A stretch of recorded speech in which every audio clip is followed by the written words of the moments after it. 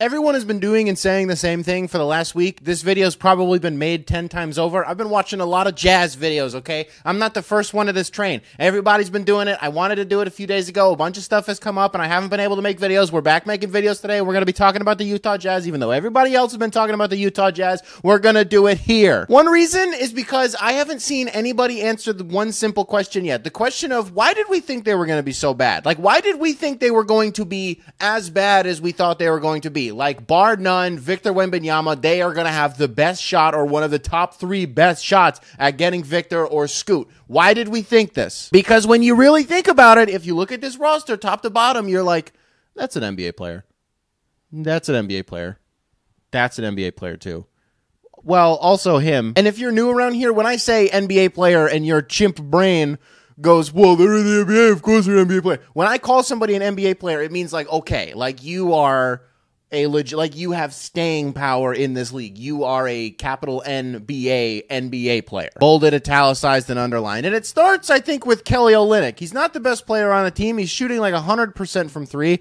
I actually think it's like 60%. Maybe it's gone down since. As of this recording of this video, the Utah Jazz are sitting in 3rd place. They are 6-3. And it doesn't quite start with Kelly Olynyk. Doesn't quite end with Kelly Olynyk. But somewhere in that mushy middle, he's in there. And honestly, this makes complete sense. It only makes sense. If you go back, rewind the clock a couple of years when he's in Houston scoring like 18 a game on like 57%. I don't remember if it was from the field or from 3 or if neither of those numbers are true. But Kelly Olynyk was really good at the tail end of the season for the Rockets. So then he goes into free agency and the Pistons give him $37 million and everybody's really excited because now we have Cade and you have this fun little pick and pop option. People are finally over all the bullshit that he pulled on like Kevin Love a couple years ago. Most people over it. We're not here to get back into that. But the point remains simple, that one of the most elite tank commanders in the NBA right now would be Kelly Olynyk. Because people were getting excited that because Kelly Olynyk was putting up such ridiculous numbers in Houston, that was somehow going to be indicative of what his performance in Detroit was going to be. It's like, no,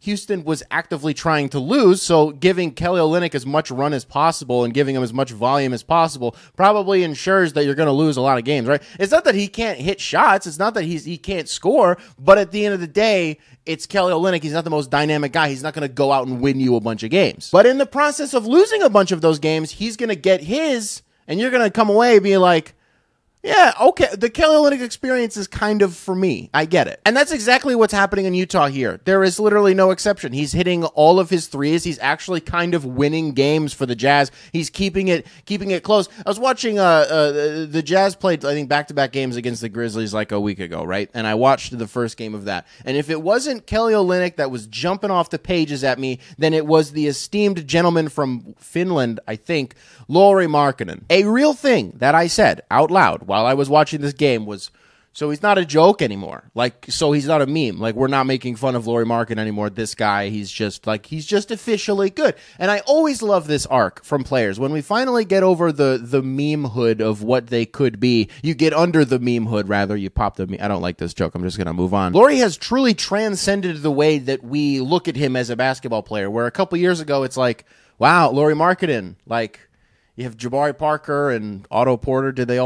Were they all on the same team at the same time? That timeline, I think, makes sense. It's like, wow, the quintessential embodiment of a bunch of long twos and not a lot else. But now you look at him and the way that he's playing at the tail end of these games in crunch time when it matters most, and he's defending multiple positions. He's playing multiple positions. He's playing the 3. He's playing the 4. He's playing the 5, whatever the script calls for. And in doing this, I called somebody the other day Mr. Right Place at the Right Time in a previous video. I already forgot who that was. I think that was Paolo Banchero. I was talking about his ability to rebound the basketball, and I called him Mr. Right Place at the Right Time. I'd say that guy has just now become Lauri Markkanen. Mr. Right Place at the Right Time of the week, Lauri Markkanen. He's a decisive scorer. Every time he scores, it always feels like it's going to be very crucial to what the score ends up being. And of course, every score matters. Every bucket matters in these games. But there could be 7 minutes left in the first quarter, and on this baseline cut, Lauri Markkanen is going to hit some cute up and under shit. And you're like, it just feels like it matters more. It's weird. And the other part of this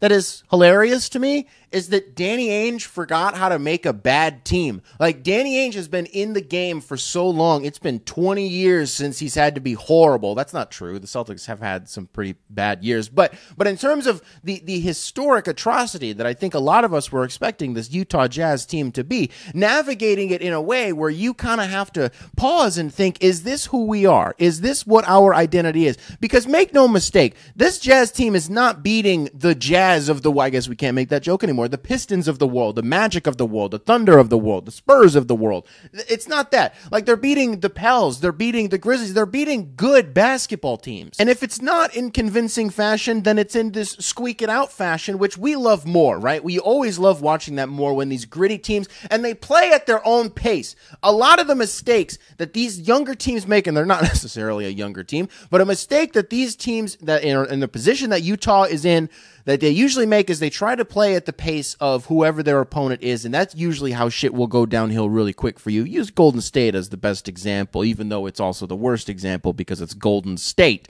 You could use Brooklyn, you could use, well, not this year, but you can use whoever you want. If you try to play at the pace of your opponent, they're going to run you off the court. You're not going to be able to hit the same shots as them. But this Utah Jazz team doesn't linger. They're unselfish with the ball. They keep shit moving, and it's gorgeous. Now, that's not to say that Danny Ainge does not have a conundrum on his hands, because at some point you're going to have to, you know what? I'm going to do something. I usually wouldn't do this, but I am going to do this. A few weeks ago, I said to a friend, imagine Utah goes 14-10 to start the year. I wonder if Danny Ainge ships off Jordan Clarkson and Mike Conley to ensure a garbage record. He goes, I can't imagine them getting that start, but yes, I get your point. Ding, ding, ding, ding, ding, ding, ding, ding, ding. They got that start. The Jazz are there. They're doing the thing where you kind of have to sit there and be like, okay, where are we going to go with this? And you don't have to make that decision now. I think you have until like the middle of January really to do that. If I had to put money on it, I would say, and the point that I was trying to get at there was, I wonder if you're Danny Ainge and you feel pressure to get off Mike Conley, to get off Jordan Clarkson, right? Just so you can ensure that this team is going to be as bad as they quote unquote need to be. And the idea that Adam Silver thinks that tanking is ineffective and needs to be scrapped is absolutely insane, because with all due respect, it has worked 150 times in the past for a million other teams. It is not ineffective. You could argue that it dilutes the product. That's not what this video is about. I don't really want to get into it. Adam Silver has had some wild takes over the years, and that was one of them. I remember reading an article on The Athletic from Tony Jones, an author who I otherwise love and truly respect. But he did write in a story, and I don't remember which one it was, from a week or two ago. He said that if Lauri Markkanen keeps playing... Well, the Colin Sexton thing is weird, by the way, just as a quick aside. Nick, just... let's get there when we get there. The Tony Jones thing, he said, like, if Lauri Markkanen keeps playing this way, then it's a steal. The Jazz got a steal. Full stop. Until the Jazz win a playoff series. I'm not asking them to do much. Well, I guess it would be a lot to ask them to win a playoff series this year, right? Until Lauri Markkanen wills this Jazz team to a playoff win, get a gentleman's sweep, 4-1, a playoff win, averages 27 a game, makes an all-star team. Like, and even then, that's not a steal. That's just the same shit. That's just the same guy. So until he wins a playoff series, it's not a steal. Like, it's really not. You could, like, the Agbaji thing, yeah, we'll still see. The Colin Sexton thing, that part of this has been weird. He hasn't scored 100 in every single game the way that I thought that he might, but he's getting after it. He's energetic, and he's at least, he looks the part of the guy that I thought he would be. It's just he's not scoring. Like, I literally thought he was going to be averaging like 32 or 33 a game. I think that was just on me for expecting way too much for absolutely no reason. Also, dumpster take incoming. I like these Jazz uniforms. I'm pretty sure they've said that they're just doing this for like 1 year and then they'll do an official like rebrand. I think maybe I'm misremembering, but I believe that they've said that. I like these ones though. And I think it's because the navy and the what are we going to call it? The yellow, like the gold, what the Jazz were wearing for the last couple of years. Yeah, like the little hot tamale red uniforms, those banged. The court that went with that banged, but like the color scheme was just never it for me. I think these are fun because it's like not something that you would typically see in the NBA. It feels like something that you would see on like an AAU circuit, but not even like the good ones, like just like your church leagues, like the CBC leagues and shit like that. It seems like some uniforms that would get printed off there, right? hot off the press and like your 11-year-old little brother is like, yeah, we got these 2 uniforms and they're so cool. But it's an NBA team and it's the Utah Jazz, and they're also kicking the shit out of your favorite team with players that you didn't think could kick the shit out of your favorite players, but like they actually are.